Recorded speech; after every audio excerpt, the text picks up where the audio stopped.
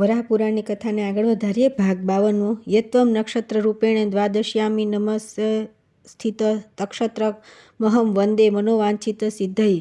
ભાદ્રપદ માસમાં શુક્લ દ્વાદશીના દિવસે આપ શ્રવણ નક્ષત્ર રૂપથી આકાશમાં રહેલા છો. તે નક્ષત્ર રૂપ આપના સ્વરૂપને મારી મનોકામના પૂર્ણ થવા માટે હું પ્રણામ કરું છું. નમઃ કમલા નાભાય કમલાલય કેશવ. કમળરૂપ નાભીવાળા કમળમાં નિવાસ કરનારા હે કેશવ, આપને નમસ્કાર છે. આ મંત્ર ભણીને ભગવાનને સ્નાન કરવાવું. અમૂર્તે સર્વતો વ્યાપી નારાયણ નમોસ્તુ તે. સર્વવ્યાપી ને જગદ્યોને નમઃ. સર્વમુચ્યત સ્વારાણ યોગે પૂજા ગૃહીષ્વમ કેશવ. નિરાકાર સર્વવ્યાપી હે નારાયણ, આપને નમસ્કાર છે. જગતના ઉત્પત્તિ સ્થાન સર્વ સ્વરૂપ સર્વત્ર વ્યાપ્ત હે અચ્યુત, આપને નમસ્કાર છે. આ મંત્ર ભણી ભગવાનને નમસ્કાર કરી પૂજાનો આરંભ કરવો. રૂપોયમ દેવ દેવેશમ શંખ ચક્ર ગદાધર અચ્યુતાનંત ગોવિંદ વાસુદેવ નમોસ્તુતે. દેવોના દેવ શંખ ચક્ર ગદાને ધારણ કરનારા હે ઈ, સકળ વિશ્વના અધિપતિ હે પ્રભુ, હે અચ્યુત, હે અનંત, હે ગોવિંદ, હે વાસુદેવ, આપને નમસ્કાર છે. આ સુગંધયુક્ત ધૂપ આપને અર્પણ કરું છું, તે આપ ગ્રહણ કરો. આ મંત્ર ભણીને ભગવાનને ધૂપ અર્પણ કરવો. પછી નીચેના મંત્રથી ભગવાન વામનને દીપ અર્પણ કરવો. તેજસા સર્વલોકાશ્ચ વિવૃતા સંતુ તે ત્યાં ત્વમ હિ સર્વગતો તેજો જનાર્દન નમોસ્તુતે. હે જનાર્દન, સર્વ પ્રાણીઓમાં આપ તેજ રૂપે રહેલા છો. આપના તેજથી સર્વ અવિનાશી લોકો વિકાસ પામો, આપને નમસ્કાર છે. તે પછી નીચે લખેલો મંત્ર ભણી ભગવાનને નૈવેદ્ય અર્પણ કરવું. આદિ તે ગર્દ મામાધ્યાય વેરોચિન્યાસામાય ત્રિભી કમોર્જિતા લોકા વામનાય નમોસ્તુતે. અદિતિના ગર્ભમાં પોષણ પામેલા અને વિરોચનના પુત્ર બલિનું દમન કરનારા, 3 પગલાથી ત્રણેય લોકોને આક્રાંત કરનારા ભગવાન વામનને નમસ્કાર છે. તે પછી નીચેના મંત્રોથી અર્ધ્ય આપવો. દેવાનામ સમિતાશ્ચાપી યોગીનમ પરમાગતિ જલાશાયી જગદ્યોને અર્ધ્યમે પ્રતિગોહ્યતામ. દેવતાઓ દ્વારા અનુમોદન પામેલા યોગીઓની શ્રેષ્ઠ ગતિરૂપ જળમાં શયન કરનારા જગતના સર્જક હે ભગવાન, મારા અર્ધ્યનો આપ સ્વીકાર કરો. પછી નીચે લખેલ મંત્ર ભણીને સ્વાહા બોલી ઘીથી અગ્નિમાં હોમ કરવો. હવ્ય ભુગ્ધ કરતા ત્વમ હોતા હવ્ય ત્વમેવ ચ. સર્વમૂર્તે જગદ્યોને નમસ્તે કેશવાય ચ. હે કેશવ, આપ હવ્ય અર્થાત હવનીય દ્રવ્યના ભોગતા છો, હવ્યના કરતા છો, હોમ કરનારા હોતા તથા હવ્ય પણ આપ જ છો. જગતના ઉદ્ગમ સ્થાન રૂપ હે વિરાટ પુરુષ, આપને નમસ્કાર છે. પછી આ મંત્રથી દક્ષિણા આપવી. હિરણ્ય મંત્ર ત્વમ દેવ જલ વસ્ત્રોમય ભવાન. હે દેવ, સુવર્ણ અન્ન જળ તથા વસ્ત્ર આપ જ છો. નીચેના મંત્રથી ભગવાનને પગરખા તથા છત્ર અર્પણ કરવા. ઉપનાછ દાનેન પ્રીતો ભવ જનાર્દન. હે જનાર્દન, પગરખા તથા છત્રના દાનથી આપ મારા પર પ્રસન્ન થાવો. નીચે લખેલા મંત્રથી ભગવાન વામનની સ્તુતિ કરવી. પર્જન્યો વરુણ સૂર્ય સલિલમ કેશવ શિવ અગ્નિસ્ત્રોવણોમ દેવમ પાપ હરતુ મેધ્યય. ઇન્દ્ર, વરુણ, સૂર્ય, સલિલ, કેશવ, શિવ, અગ્નિ અને કુબેર રૂપ અવિનાશી દેવ, મારા પાપનો વિનાશ કરો. ભગવાનને નીચે જણાવેલ મંત્રથી જળપૂર્ણ કળશ અર્પણ કરવો. અન્નમ પ્રજાપતિર્વીણોમ રુદ્ર ચંદ્રદેહ ભાસ્કર અન્નમ ત્વષ્ટા યમોસ્મિ પાપમ હર્તુ મે વ્યયમ. પ્રજાપતિ વિષ્ણુ, રુદ્ર, ચંદ્ર, ઇન્દ્ર, સૂર્ય, ત્વષ્ટા, યમ અને અગ્નિ અન્નરૂપ આ અવિનાશી દેવતાઓ, મારા પાપનો વિનાશ કરો. યજમાને નીચે લખેલો મંત્ર ભણી ભગવાનને વામનને નમસ્કાર કરવા. વામનો બુદ્ધિદાતા ચ દ્રવસ્થો વામન સ્વયં. વામનસ્કારો કોભાભ્યમ વામનાય નમોસ્તુતે. ભગવાન વામન જ્ઞાનદાતા છે. સર્વ રસોમાં વામન સ્વયં રહેલા છે. યજમાન અને પુરોહિત બંનેના ઉદ્ધારક વામન છે. ભગવાન વામનને નમસ્કાર છે. હવે દાન લેનાર પુરોહિત બ્રાહ્મણે નીચે લખેલો મંત્ર ભણવો. વામન પ્રતિ ગૃહામી વામનો ચ પ્રયચ્છતિ વામનસ્તોકરાભ્યામ વામનાય નમોસ્તુતે. ભગવાન વામનની પૂજા નિમિત્તે કરાયેલું દાન હું ગ્રહણ કરું છું. વામન મને દાન આપે છે. વામન અમારા બંને યજમાન તથા પ્રતિગ્રહિતાના ઉદ્ધારક છે. ભગવાન વામનને નમસ્કાર છે. નીચે લખેલા મંત્રથી ગાયનું દાન કરવું. કપિલાશુ ત્રિષ્ઠન્તિ ભુવનાની ચતુર્દશ દ્વાત્વા કામદુધા લોકા ભવંતી સફલા નૃણામ. કપિલાના દેહમાં 14 ભુવનો રહેલા છે. કામદુધાનું દાન આપવાથી મનુષ્યના મનોરથો સફળ થાય છે. હવે નીચે લખેલો મંત્ર ભણીને દેવનું વિસર્જન કરવું. મમ પાપિચ્છેદમ તુભ્યમ દેવ ગભ સુપૂજિતમ મયા વિસર્જિતો દેવ સ્થાન મન્ય લંગલમ કુરુ. સર્વદેવોના નિવાસરૂપ હે દેવ, મેં આપનું પૂજન સારી રીતે કર્યું છે. મારા પાપનો વિનાશ કરનારા હે દેવ, હું આપનું વિસર્જન કરું છું. તેથી આપ અન્ય સ્થાનને અલંકૃત કરો. આ પ્રમાણે ભાદ્રપદ માસમાં શુક્લ પક્ષની દ્વાદશીના દિવસે વ્રતનું કરીને જે બુદ્ધ અને ભગવાન વામનનું પૂજન કરે છે તેને ઇષ્ટફળની પ્રાપ્તિ થાય છે. બ્રાહ્મણ બોલ્યો, યમુનાના સંગમ સ્થળે સારસ્વત તીર્થમાં ઉપર જણાવેલી વિધિ પ્રમાણે જે મનુષ્ય વ્રત તથા પૂજન કરે છે તેને 100 ગણું પુણ્ય પ્રાપ્ત થાય છે. મેં પણ અન્ય સર્વ કર્મોનો ત્યાગ કરીને આ સમય દરમિયાન ભક્તિયુક્ત ચિત્તથી વ્રત કરીને આ તીર્થનું સેવન કર્યું છે અને એટલા માટે તમે પાપીઓ મને હાનિ કરી શકતા નથી. આ વ્રત કરવા માટે દ્વાદશી તિથિ અને શ્રવણ નક્ષત્ર આ બેમાંનો એક પણ યોગ ન મળે ત્યાં સુધી આ વ્રત કર્યા કરવું. અર્થાત ભાદ્રપદ માસમાં શ્રવણ નક્ષત્ર યુક્ત શુક્લ દ્વાદશી વ્રત આરંભ કર્યા પછી પ્રાપ્તિ થતી ન હોય ત્યારે વ્રત પૂર્ણ કરવું. આ તીર્થનો પ્રભાવ તમને અહીં પ્રત્યક્ષ દેખાય છે કે જેના મહાત્મ્યના કેવળ શ્રવણથી જ અત્યારે તમારી સદગતિ થયેલી હું જોઉં છું. શ્રી વરાહ બોલ્યા કે હે પૃથ્વી, તે બ્રાહ્મણે પ્રેતોને એટલું કહેતા જ આકાશમાંથી દેવોએ પૃથ્વી પર પુષ્પની હજારો વૃષ્ટિ કરી. પ્રેતો માટે સર્વ બાજુએથી વિમાનો આવ્યા ત્યારે પ્રેતોને ઉદ્દેશીને દેવદૂત બોલ્યો કે આ વિપ્ર સાથે થયેલા પવિત્ર વાર્તાલાપથી તથા તેમની પાસેથી તીર્થનું મહાત્મ્ય સાંભળવાથી તમે બધા હવે પ્રેતભાવથી મુક્ત થયા છો. સત્પુરુષો સાથે શ્રદ્ધા અને આદરપૂર્વક સંભાષણ કરવું, અંતઃકરણમાં તીર્થો અને વ્રતો વિશે શ્રદ્ધા રાખવી, તીર્થનું સેવન કરનાર પુરુષ સાથે વાર્તાલાપ કરવાથી તથા સરસ્વતી સંગમનું મહાત્મ્ય સાંભળવાથી પ્રેતોને અક્ષય સ્વર્ગની પ્રાપ્તિ થઈ. આ તીર્થના પ્રભાવથી શ્રવણ મુક્તિ આપનારું છે અને ધર્મરૂપ અન્ય સર્વ તીર્થોમાં મુખ્ય છે. આ તીર્થ જ 5 પ્રેતોને મુક્તિ આપી છે. જે મનુષ્ય ભક્તિપૂર્વક આ તીર્થનું મહાત્મ્ય વાંચે છે અથવા શ્રદ્ધાપૂર્વક સાંભળે છે તેને પ્રેતયોની પ્રાપ્ત થતી નથી. આ યમુના સરસ્વતીના સંગમ તીર્થને પિશાચ તીર્થ પણ કહેવામાં આવે છે. ત્રણેય લોકમાં આ તીર્થ પ્રખ્યાત છે. આનું મહાત્મ્ય કેવળ સાંભળવામાં આવે તો પણ માણસ પ્રેતભાવને પામતો નથી. ત્યાર પછી આવે છે 175મો અધ્યાય, કૃષ્ણગંગા અને કાલંજર તીર્થનું મહાત્મ્ય. શ્રી વરાહ બોલ્યા કે હે વરારોહે, હવે કૃષ્ણગંગાની ઉત્પત્તિ સાંભળો.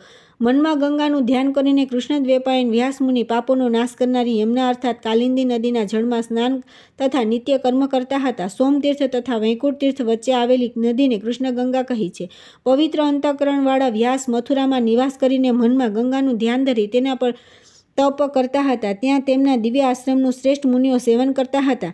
ત્યાં ચાતુર્માસમાં નિવાસ કરવા માટે તીવ્ર વ્રતનું આચરણ કરનારા વેદના તત્વજ્ઞ જાણનારા બ્રહ્મજ્ઞાની મુનિઓ સદા આવતા અને વેદોમાં, સ્મૃતિઓમાં તથા પુરાણ વચનોમાં જે કોઈ મુનિને કંઈ સંદેહ ઉત્પન્ન થતો તેની વ્યાસ સાથે ચર્ચા કરતા. સજ્જનોના આશ્રયરૂપ વ્યાસ પણ તર્ક અને વિચાર શુદ્ધ વાણીથી તેમની શંકાઓનું સમાધાન કરતા. તે કાલંજર તીર્થમાં મહાદેવ નિવાસ કરીને રહેલા. એ તીર્થના અધિપતિ ભગવાન શિવના દર્શન માત્રથી જ કૃષ્ણગંગામાં સ્નાન કર્યાનું ફળ પ્રાપ્ત થાય છે. તે તીર્થમાં રહીને વ્યાસે આસક્તિ રહિત થઈને 12 વર્ષ સુધી તપ કર્યું. તેઓ અમાવસ્યા અને પૂર્ણિમાના દિવસે પખવાડિયામાં એક જ વાર ફળનો આહાર કરીને રહેતા હતા.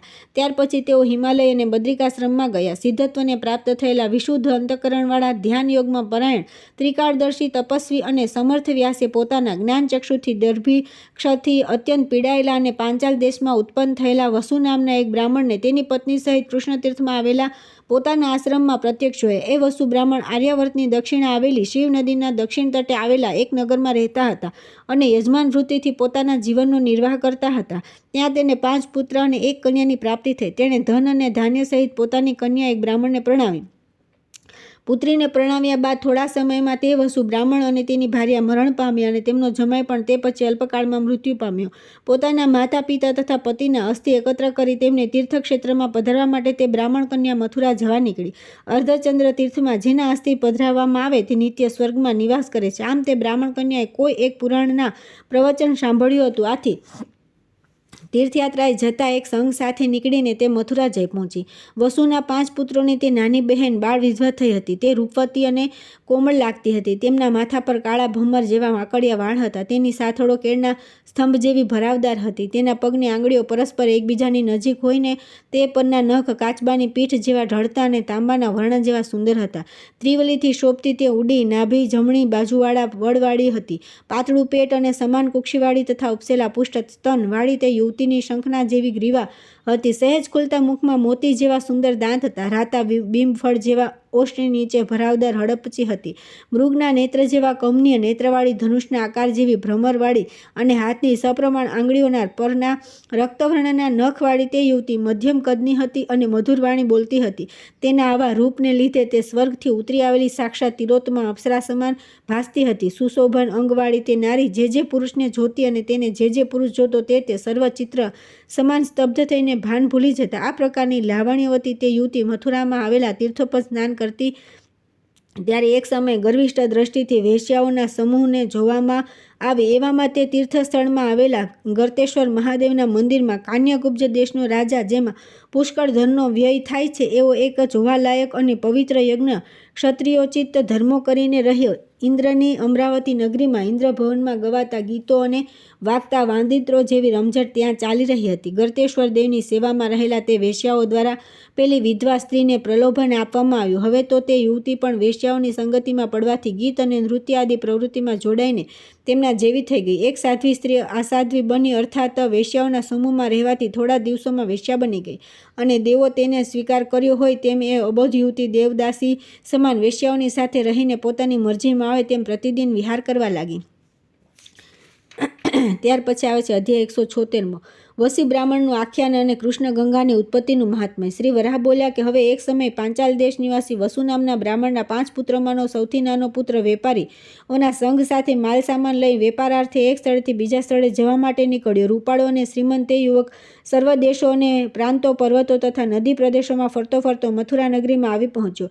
તેણે વિપુલ ઘાસચારાવાળી વનસ્પતિ એક સ્થળે પોતાનો પડાવ નાખ્યો. તે પાંચાલ યુવક ધનના ગર્વથી છકી ગયેલો હતો. તે એક મોટા વાહનમાં બેસીને એ તીર્થ સ્થળે આવ્યો અને ત્યાં તેણે સ્નાન કર્યું. તે પછી તેણે વસ્ત્ર તથા અલંકારો ધારણ કરી દેવ ગર્તેશ્વરના દર્શન કર્યા ને અનેક પ્રકારના દાન આપ્યા. જ્યારે તે ગર્તેશ્વર મહાદેવના દર્શન કરવા માટે સહજ ભાવે ગયો ત્યારે તે બ્રાહ્મણ યુવકે તિલોત્તમાને જોઈ અને તે તેના મોહમાં પડ્યો. તેના રૂપથી લોભાઈ તેણે તેની દાસી દ્વારા બહુમાન સાથે અનેક પ્રકારના જરી ભરેલા વસ્ત્રો, સાડીઓ, સેંકડો સુવર્ણના કંદોરા, રત્નજડિત સુવર્ણના હાર તેને આપ્યા. વળી તેની સાથે અગરુનું અત્તર, કપૂર અને સુખડાદિત સુગંધિત દ્રવ્યો પણ આપ્યા. આ બધી વસ્તુઓ તે પાંચાલ બ્રાહ્મણ યુવકે તિલોત્તમાને ભેટ આપ્યા. પછી તે તેના ઘરે પ્રતિદિન પડ્યો પાથર્યો રહેતો. આખી રાત તિલોત્તમા સાથે વિતાવ્યા પછી અડધો પ્રહર દિવસ ચડે ત્યારે તે પોતાના શિબિરે આવતો. તે પછી તીર્થની સમીપમાં આવેલી કૃષ્ણગંગામાં તે સ્નાન કરતો. ધનના મદથી ગર્વિષ્ઠ થયેલો તે યુવક આ પ્રમાણે નિત્ય તિલોત્તમામાં આસક્ત થઈને તેને ત્યાં પડી રહેતો. આમ તેને 6 માસ વીતી ગયા. હવે એક સમયે તે પાંચાલ યુવક કૃષ્ણ ગંગોદ્ભવ તીર્થમાં સ્નાન કરવા માટે આવ્યો. ત્યારે ત્યાંના આશ્રમમાં રહેતા સુમંત નામના એક મુનિએ તેને સ્નાન કરતો જોયો. ત્યારે તે યુવકનું શરીર કીડાઓથી ખદબદતું હતું. તેના શરીરના રૂવાટા છિદ્રોમાંથી ઢગલે ઢગલા કીડા ખરતા હતા. તે સ્નાન કરતો હતો ત્યાં સુધી તેના શરીરમાંથી કીડાઓ ખર્યા કર્યા, પણ સ્નાન કરી રહ્યા પછી કીડાઓ નાશ પામતા અને તે સુરૂપ થઈ જતો. સુમંતુ મુનિએ આશ્ચર્ય ઘણા દિવસ સુધી જોયા. પછી તેઓ વિચારવા લાગ્યા કે આ કોણ હશે? આ યુવક કોનો પુત્ર હશે? આવો વિચાર કર્યા પછી એક દિવસે ખચકાતા હૈયે તેમણે પૂછ્યું કે વત્સ, તું કોણ છે? કઈ જાતિનો છે? તારા પિતાનું નામ શું છે? તારો વ્યવસાય શો છે? તે તું મને કહે. પાંચાલ બ્રાહ્મણ યુવક બોલ્યો કે હું પાંચાલ દેશના વસુ નામના બ્રાહ્મણનો પુત્ર છું. વેપાર કરું છું. દક્ષિણ દિશાના પ્રદેશમાંથી મથુરામાં આવ્યો છું. મારા શિબિરમાં રાત્રિ નિવાસ કરીને સવારે આ તીર્થમાં સ્નાન કરવા માટે આવું છું. તે પછી ત્રિગર્તેશ્વર કાલિંજર મહાદેવના દર્શન કરું છું. અત્યારે આપના ચરણોમાં પ્રણામ કરીને હવે હું મારા શિબિરે જઈશ. સુમંતુ મુનિ બોલ્યા કે તારા આ શરીરમાં હું નિત્ય એક આશ્ચર્ય જોતો હોઉં છું. તું જ્યારે અહીં સ્નાન કરવા માટે આવે છે ત્યારે તારા શરીરમાંથી અસંખ્ય કીડાઓ નીકળતા જોઉં છું. તું નાહતો હોય ત્યાં સુધી તે નીકળતા જ રહે છે, પરંતુ જ્યારે તું નાહી રહે છે ત્યારે તે શરીરમાંથી નીકળતા બંધ થાય છે અને તારું શરીર ફરીથી રૂપવાન, નિર્મળ અને તેજસ્વી થઈ જાય છે. આથી તારામાં કોઈ મોટું પાપ ગુપ્ત રીતે રહેલું હોય તેમ જણાય છે. આ કૃષ્ણ ગંગોદ્ભવ તીર્થમાં તું સ્નાન કરે છે, તેથી આ તીર્થના પ્રભાવથી પાપ દૂર થઈ જાય છે અને કાલિંજર મહાદેવને સ્પર્શ કરવાથી તારો દેહ શુદ્ધ થયેલો જણાય છે. આ તીર્થના મહાત્મ્યથી દૂર થઈ જતું જોવાથી તારું જે ગુપ્ત પાપ હોય તે તું કહે. આ વાત હું તારા હિત ખાતર પૂછું છું. ત્રિકાળ જ્ઞાની મુનિ સુમંતે તેને આ પ્રમાણે પૂછ્યું. તે સાંભળ્યા છતાં તેણે તેમને ઉત્તર આપ્યો નહીં ને કંઈ જ બોલતા ચૂપચાપ ચાલ્યો ગયો. હવે એક સમયે તે પાંચાલ બ્રાહ્મણ યુવત તિલોત્તમા સાથે એકાંતમાં બેઠો હતો. ત્યારે તેણે આદરપૂર્વક તેને પૂછ્યું કે હે સુભગે, તું કોણ છે? તું કોની પ્રિયા છે? તારો દેશ કયો છે? હે પ્રિયમવદા, તું ક્યાં ઉદ્દેશથી અને શા હેતુથી સુખપૂર્વક અહીં સદા નિવાસ કરીને રહેલી છે? આ પ્રમાણે યુવકે આગ્રહપૂર્વક તેને પૂછ્યું, છતાં તેણે કંઈ જ ઉત્તર આપ્યો નહીં. તિલોત્તમાને તેણે આ વાત વારંવાર પૂછી તો પણ તેણે યુવકને કંઈ જ જણાવ્યું નહીં. આથી થોડીવાર રહીને તેણે તે યુવતીને કહ્યું કે જો તું મને તારા વિશેની સાચી વાત નહીં કહે તો હું તારી સમક્ષ મારા પ્રાણનો ત્યાગ કરીશ. તે યુવતીએ તેને આટલો બધો આગ્રહ જોઈને દુઃખથી વ્યાકુળ થઈને પોતાના માતા પિતા, દેશ, જ્ઞાતિ અને કુળ વિશે જણાવતા કહ્યું કે ગંગાના ઉત્તર તટે પાંચાલ નામની રમણીય નગરી છે. ત્યાં મારા માતા પિતા સંતોષપૂર્વક નિવાસ કરતા હતા. એક સમયે ત્યાં દુકાળ પડ્યો. દુર્ભિક્ષથી પીડાઈને તેઓ નર્મદા નદીની દક્ષિણે આર્યાવર્તના દક્ષિણ વિભાગમાં આવેલા પ્રદેશમાંના બ્રાહ્મણોના એક શ્રેષ્ઠ અને પવિત્ર નગરમાં જઈને રહ્યા. મારા પિતાને 5 પુત્ર છે અને તેમની કન્યા રૂપે હું તેમનું છઠ્ઠું સંતાન છું. મારા ભાઈઓની હું સૌથી નાની બહેન છું ને અત્યારે વિધવા થયેલું છું. મારા ભાઈઓમાં સૌથી નાનો મારો 5મો ભાઈ, જે મારાથી મોટો છે, તે હજુ બાળક હતો. તેવામાં ધનની તૃષ્ણાથી, ધનના લોભના લીધે અન્ય પ્રાંતમાં વેપાર અર્થે ચાલ્યો ગયો. તેના ગયા પછી મારા માતા પિતા કાળ ધર્મને વશ થઈને મરણ પામ્યા. તેમના અસ્થિ લઈને આ તીર્થક્ષેત્રમાં વિસર્જન કરવા માટે યાત્રાળુઓના સંઘ સાથે હું અહીં આવી છું. આ તીર્થમાં નિત્ય સ્નાન કરીને હું દેવ અને બ્રાહ્મણોને વંદના કરતી અહીંયા હું નિવાસ કરીને નિત્ય નિયમ પ્રમાણે વર્તતી હતી. એવામાં હું કુલટાઓના પરિચયમાં આવી અને તેના આશ્રયમાં રહીને મેં કુલટા ધર્મ અર્થાત વેશ્યાનો ધંધો સ્વીકારતી મારા કુળનો નાશ કર્યો. હું પાપીણું છું. મેં ઘણા પાપ કર્યા છે અને તેથી મારા માતૃકુળ તથા પિતૃકુળના 21 પુરુષોને નરકગામી કર્યા છે. મારા બંને કુળની 21 પેઢીઓ મેં નરકમાં નાખી છે. આ પ્રમાણે તિલોત્તમાએ પોતાનો વૃત્તાંત તે યુવકને કહી સંભળાવ્યો અને પોતાના પૂર્વકુળને યાદ કરીને ધ્રુસકે દિન ભાવે તે વિલાપ કરીને રડવા લાગી. પોતાના કૃત્યોને સંભાળીને રાત્રે તે વિલાપ કરતી હતી. ત્યારે તેનું રુદન સાંભળીને તીર્થમાં રહેનારી સ્ત્રીઓ તેની પાસે આવી તેને સાંત્વના આપવા લાગી અને તેમણે રડવાનું કારણ પૂછ્યું. યુવકે તિલોત્તમાનો જીવન વૃત્તાંત સાંભળ્યો ત્યારે તે મૂર્છિત થઈને ધરણી પર ઢળી પડ્યો. તે સ્થળે તિલોત્તમાને સાંત્વના આપવા માટે આવેલી સ્ત્રીઓએ પાંચાલ બ્રાહ્મણ યુવકને મૂર્છા પામેલો ત્યારે તેઓ તેને ઘેરી વળી અને તેને શુદ્ધિમાં લાવવા માટેના વિવિધ ઉપાયો કરવા લાગી. છેવટે ત્યારે તે ભાનમાં આવ્યો ત્યારે તે સાથી મૂર્છા પામ્યો હતો. તેનું કારણ તે સ્ત્રીઓએ તે યુવકને પૂછવા લાગી. આથી તિલોત્તમાને સહાય અને સાંત્વના આપવા માટે આવેલી તે સ્ત્રીઓ સમક્ષ તેણે પોતાના પવિત્ર કુળનો વૃત્તાંત વિસ્તારપૂર્વક તેમને કહી સંભળાવ્યો. અગમ્ય યોનિમાં તેણે ગમન કર્યું હતું, તેથી તેનું મન વિકળ થઈ ગયું. તેણે પોતે મહાન પાપ કર્મ કર્યું છે. આથી તે ભારે વ્યાકુળ અને દુઃખી થયો અને તે પાપથી છૂટવા માટે તેણે ઘોર પ્રાયશ્ચિત કરવાનો વિચાર કર્યો. બ્રાહ્મણ જો મદ્યપાન તથા બ્રહ્મહત્યા આદિ પાપ કરે તો તેનાથી મુક્ત થવા માટે દેહનો નાશ કરવા સિવાય અન્ય કોઈ પ્રાયશ્ચિત નથી. દેહપાત જ તે માટે એકમાત્ર પ્રાયશ્ચિત હોવાનું મુનિઓએ જણાવ્યું છે. માતા, ગુરુપત્ની, બહેન, પુત્રી તથા પુત્ર વધુ સાથે મૈથુન કરવામાં આવે તો તે મહાપાતકી મનુષ્ય અગ્નિમાં પ્રવેશ કરો અર્થાત અગ્નિસ્નાન કર્યા સિવાય અગમ્ય યોનિમાં ગમન કરનાર પુરુષની અન્ય કોઈ રીતે શુદ્ધિ થતી નથી. અગમ્ય યોનિમાં ગમન કરનારો મનુષ્ય બ્રહ્મઘાતક, મદ્યપાન કરનાર, સ્ત્રીનો વધ કરનાર તથા ગુરુપત્ની સાથે મૈથુન કરનાર પાપીઓ સમાન જ મહાપાતકી છે. પોતાની સાથે ગમન કરેલ પાંચાલ યુવક પોતાના મોટા ભાઈની આ વાત સાંભળ્યા પછી તે પાંચાલ યુવતી તિલોત્તમાએ પોતાના શરીર પર ધારણ કરેલા સર્વ આભૂષણોથી, રત્નો, વસ્ત્રો, ધન, ધાન્ય અને બીજી પણ જે કંઈ સંપત્તિ હતી તે સર્વ તેણે બ્રાહ્મણોને દાનમાં આપી દીધી. શેષ રહેલું બીજું ધન કાલિંજર તીર્થના હિતમાં વપરાય એ હેતુથી તીર્થના વ્યવસ્થાપકોને આપી દીધું. પછી તેણે કૃષ્ણ ગંગોદ્ભવ તીર્થમાં સ્નાન કર્યું અને પોતાની શુદ્ધિ માટે તેણે વિધિપૂર્વક ચિતા ખડકી તેમાં પ્રવેશ કરવા માટે અગ્નિ પ્રજ્વલિત કર્યું. આ બાજુ પાંચાલ બ્રાહ્મણ યુવકે પણ દેહપાત કરવાનો નિશ્ચય કર્યો અને તે પહેલાં જ તેણે વિધિપૂર્વક ગંગામાં સ્નાન કર્યું તથા તીર્થદેવ, મુનિ તથા ગુરુરૂપ મહાભાગ સુમંતને પ્રણામ કરીને તેમની આગળ તે બેઠો. તેણે મરણ પામવાના સર્વ સાધનો તૈયાર કર્યા. તે પછી તેણે મથુરાના બ્રાહ્મણોને બોલાવ્યા અને તેમને અનેક પ્રકારના દાન આપ્યા. કેટલાક ગામ તેણે ખરીદ કર્યા અને ત્યાં જ તે ગામડાના બ્રાહ્મણોને દાન કર્યું. પછી તેણે બ્રાહ્મણો દ્વારા ઈશાવસ્ય ઉપનિષદના દિવ્ય મંત્રો શ્રવણ કર્યા અને તેમણે પણ યજ્ઞ નિમિત્તે દ્રવ્યનું દાન આપ્યું. પછી વિધિપૂર્વક પોતાની ઉર્ધ્વદેહી ક્રિયા અર્થાત